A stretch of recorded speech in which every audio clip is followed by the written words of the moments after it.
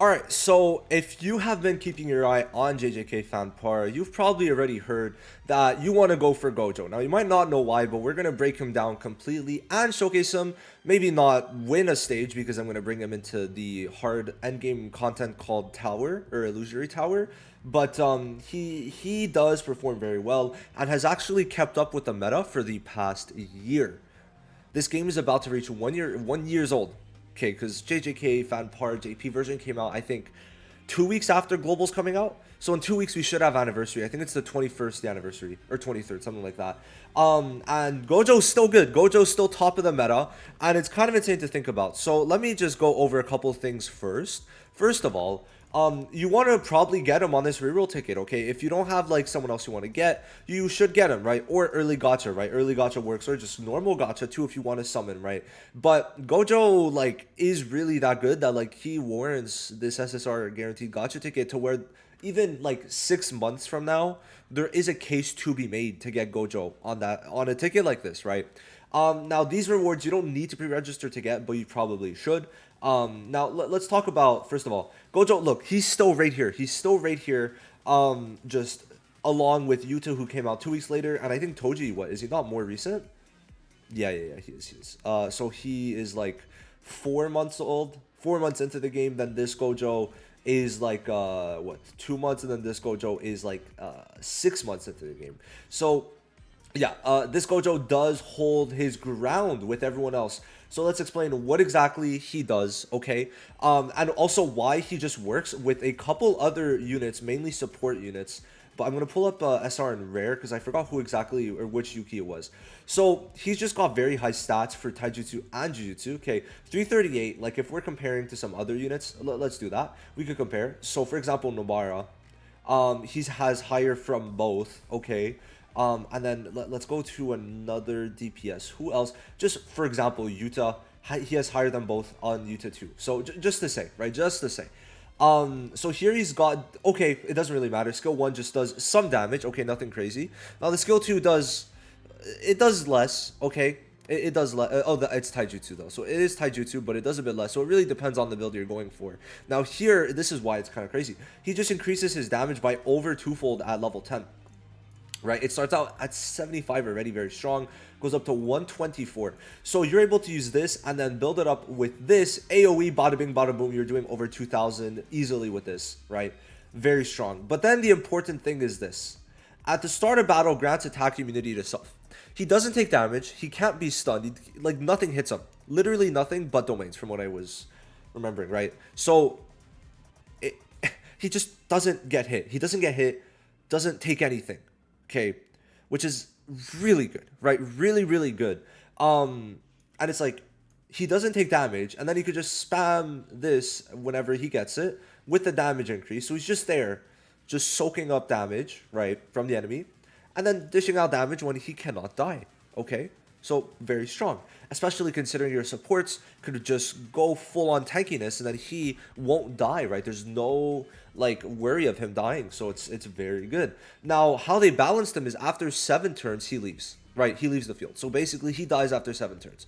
But in terms of the content, like considering the fact that he has, well, remained in SS, this means that like you, for the content wise, even in Tower, like he's still going to be good.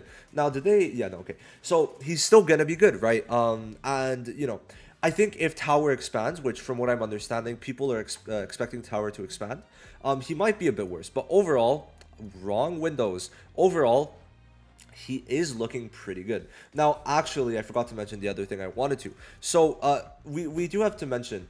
So I'm gonna. I've been doing that a lot, huh? If you watch the tier list video, which you should watch, I've been doing that a lot. So the thing is, you got people like Nanami, who's able to increase damage, right? But then I'm trying to find, so like even Yaga, very good for Gojo because he increases both Taijutsu and Jujutsu. But then someone like Yuki, who I think it was the SR Yuki, but it might have been the rare. So yeah, he increases Jujutsu damage to the selected ally just outright. But then I think it was the wrong. I saw black hair. I'm pretty sure it's this Yuki who gives, yeah, look. So this is a lot of jujutsu damage, right?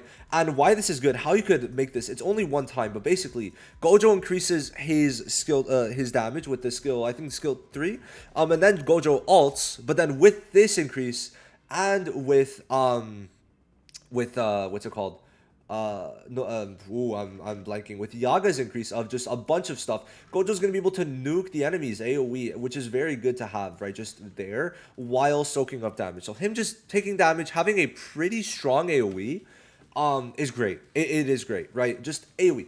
And then we could also compare this to someone like Nobara, who does have an AoE essentially, but it's only on 2 people. And if it's on 3, well, you don't get this jujutsu increase, right? So the thing is, it goes for 3 turns. So if you only do 2, you're gonna be able to get the, well, if you buff first, it's gonna work better if you buff first, but then you have to go for 2, because then if you go for a 3rd one, like, it might start running out. But you could definitely go for 3 sometimes, but then for every person you put nails on, you do damage to them, and it's 450 here. But with more nail counts, it could probably go a bit higher. I don't know the exact scaling on this, to be honest, but it's gonna be good. It's just considering Gojo gives himself a 125% damage increase and it's AoE already at 1000%, like, you gotta imagine, right? Like, her 55 is pretty good, but like 1000 with higher stats, by the way, with like a good 50 extra on base, so, and lower alt gauge. So a lot of things like just make it. And also they just decided to flex and give Gojo 1000 HP when he can't even be hit. Like, I just find that kind of funny. They just said, yeah, let's give him HP, let's give him a bunch of HP. So yeah, that's basically it for Gojo. We're just gonna take him in to a quick tower floor to just show off what exactly I do mean. Alright, so I wanted to fight multiple targets, so here we are. We're fighting this one on floor 11 just to kind of showcase a bit, right, and have the ability to use Gojo's AoE. So Toji's just on the back burner, really does not matter pretty much at all. Maybe we find one that he's type advantage against though. Alright, there we go. So we're here now. We're on 16, which is just, I really do want to just show the AoE capabilities of him with support up, which, you know, this is a team you could have. Yuji might be Nobara, which would be even better for you, but most people are going to have Yaga, and also they're going to have Nanami. So let's go into this, okay? I just want to, like, use the ult. Okay, I want to use the ult. That's basically my main thing. Gojo's not going to take damage, not going to be able to get touched for the 7 turns he's there, and then you just make sure he just can't take damage. So that's really all there is to it. So we're going to buff him up a bunch. So AoE, okay, AoE again, and then we'll Itadori could buff himself up, and then he's going to buff himself. So now this is a buff turn, and then we'll start doing some stuff, right? And yeah, so we're getting there, okay, so doing damage, and then yep, that's basically how it works.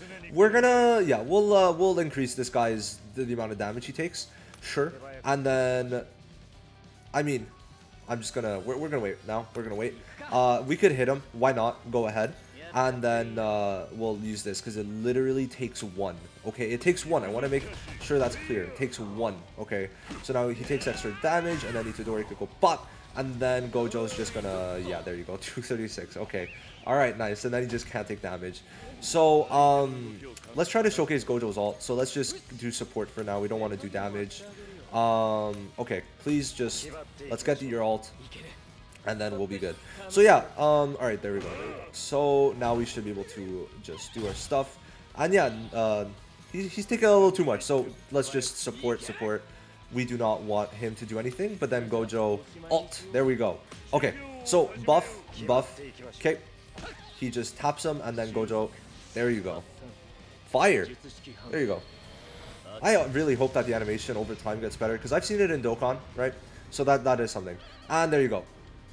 So yeah, that's gonna be how he works. I like it. Okay, I do like it. That's basically it for like a lot of grindy stages. That's what it's gonna take. You could obviously go a lot quicker with Nobara 2, just like kind of getting everyone 1 by 1. So yeah, I just did a random stage. Just wanted to showcase him not being able to be touched at all, and like his good AoE damage. But that was because he was type advantage also, so please keep that in mind.